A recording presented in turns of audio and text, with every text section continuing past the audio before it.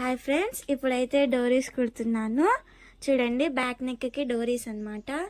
Lay's వేసాను. చూడండి, ఇలా కుట్టుకోవాలి. డోరీస్ మధ్యలో గ్యాప్ ఇచ్చుకోవాలండి. అది మనం రివర్స్ తిప్పినప్పుడు కరెక్ట్గా సరిపోతుంది. చూడండి, ఇలా కుట్టుకోవాలి. 2 డోరీస్ అయితే కుట్టేశాను. ఇప్పుడు అవి బ్లౌజ్కి అటాచ్ చేస్తున్నాము. బ్యాక్ నెక్ అన్నమాట. అంటే వెనకాల నెక్ వచ్చేసి డీప్ దిగింది, అందువల్ల. చూడండి, బౌ ఇలా కుట్టుకోవాలి.